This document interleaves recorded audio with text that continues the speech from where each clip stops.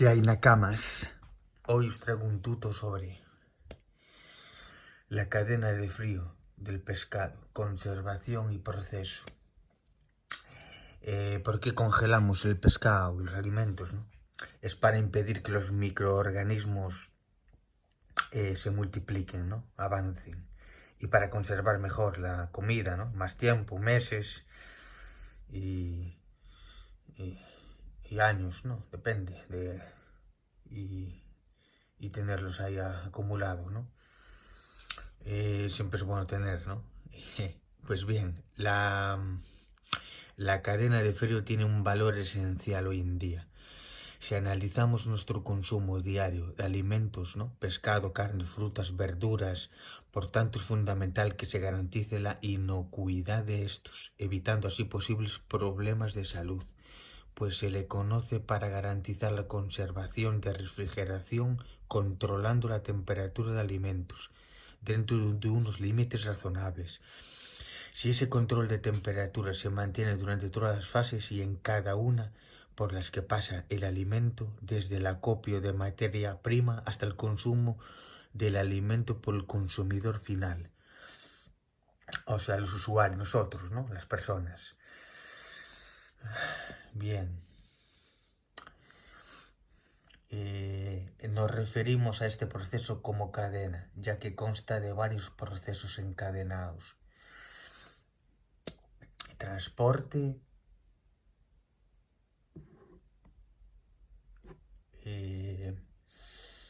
y mantenimiento, ¿no? Acopio de la materia prima, transporte de la materia prima, almacenamiento, procesamiento, empaquetado y embalaje, almacenamiento, distribución, almacenamiento en el punto de venta, transporte hasta el punto de consumo y almacenaje en el punto de consumo. Como miramos aquí, ¿no? Desde, por ejemplo, desde que el buque llega al puerto, ¿no? Conservando el pescado en hielo, en cajas, ¿no? De ahí vendrá un camión, ¿no? Llegamos a puerto, ¿no? Lo descargaremos a un camión, el camión lo repartirá en sus puntos de venta habitual, ¿no? A supermercados o a grandes superficies y a las tiendas. Y de ahí nosotros al mercado final, ¿no? Como dijimos, a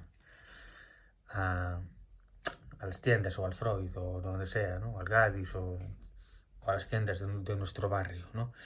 Siempre es importante mantener, esto es muy importante, recalco, la cadena de frío en todos los procesos. Se deberá respetar la cadena de frío en todas las etapas, especialmente aquellas materias primas y alimentos cuya estabilidad a temperaturas ambiente pudiera verse afectada.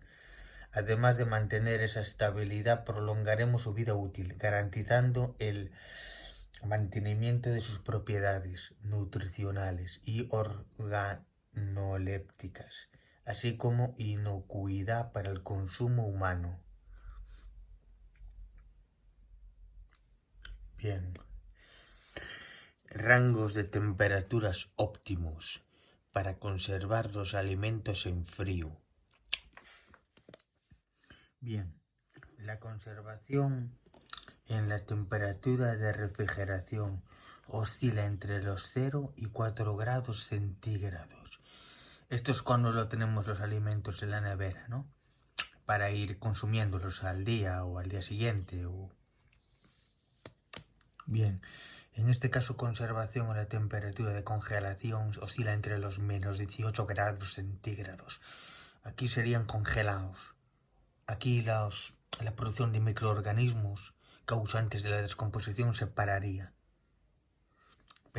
Aquí en cambio sería al día, ¿no? Sería fresco en la nevera, los alimentos que tuviéramos en la nevera. En ambos casos, si se disminuye la temperatura de conservación de los alimentos perecederos, se conseguirá reducir notablemente la velocidad de producción de microorganismos causantes de la descomposición y de generar posibles enfermedades a los consumidores. Así como las temperaturas bajas favorecen la conservación de los alimentos en este rango de temperaturas entre 5 grados y 60 grados, como no hay tanto frío, los microorganismos se reproducen y se desarrollan con mucha más facilidad. La refrigeración adecuada es por debajo de los 5 grados. Retrasa el crecimiento y la multiplicación de las bacterias. Y como dijimos, ¿no? Así como las temperaturas bajas favorecen la conservación, ¿no?, de los alimentos, este rango de temperaturas, ¿no?, entre los 5 y 60 le llaman zona de riesgo, ya que favorece el desarrollo, ¿no?, y la proliferación de los microorganismos que degradan los alimentos. ¿Y cómo saber qué ocurre si se pierde, ¿no?, la cadena de frío? Si se rompe, ¿no?, la cadena de frío, ¿qué ocurriría, no? Pues bien, vamos a mirar. Cuando descongelamos un alimento congelado, ¿no?, temperatura mayor o menor 18 grados, ¿no?, aunque sea de manera parcial durante poco tiempo, unos minutos, la actividad microbiana se reanudará en menor o mayor medida. Si volvemos a reducir la temperatura y congelar de nuevo, esa actividad se volverá a parar, pero tendremos ahora una población de microorganismos mayor que antes, y el alimento habrá sufrido un cierto deterioro, más o menos notable.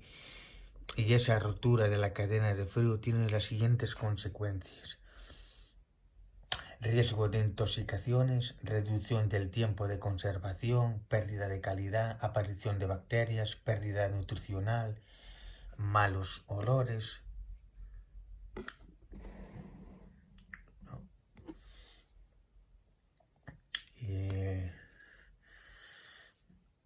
O los olores, como dijimos. Vamos, lo que nadie quiere, ¿no? Pues bien, por ello es muy importante el hecho de que mantengamos nuestros refrigeradores a una temperatura adecuada y la nevera, ¿no?, más constante posible. Hay que resaltar que en este punto que cualquier alimento que haya sido descongelado no debe volver a ser congelado, excepto si ha sido procesado y cocinado a temperaturas superiores a 70 grados. En la nevera o en el congelador, ¿no? Si volvemos a descongelar, pues tiene que ser cocinado a temperaturas superiores a 70 grados, ¿no?, y procesado. Solo es el caso ese, ¿no?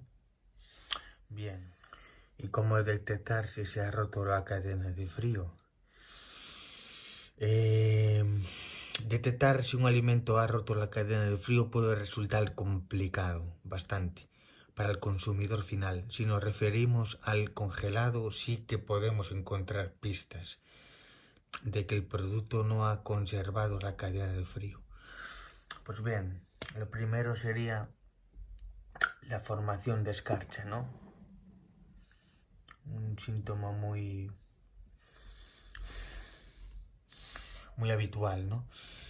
Cuando subimos la temperatura de un producto, este cede parte de su contenido en agua. Al volver a congelarlo, ese agua se transforma en escarcha, bien sobre el propio alimento o bien en el interior del embalaje. Otro síntoma, el estado del envase. Si nos encontramos con el embalaje demasiado blando, debe de ser motivo de desconfianza. Otro motivo, el tiempo de descongelación, ¿no? Si el tiempo de descongelación es muy corto, puede ser evidencia de que el alimento no se encontraba conservado a la temperatura adecuada, menos 18 grados, ¿no? Bien, mantener la cadena de frío.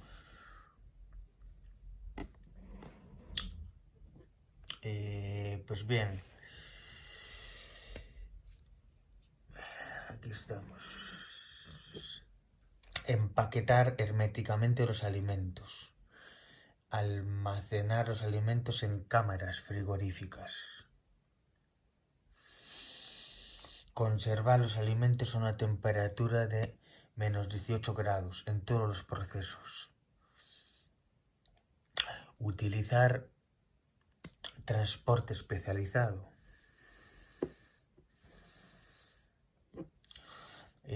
Ya ve, algunos ya son congeladores propios, ¿no? Los camiones que son frigoríficos. Bien, y medir y controlar la temperatura durante toda la cadena de frío.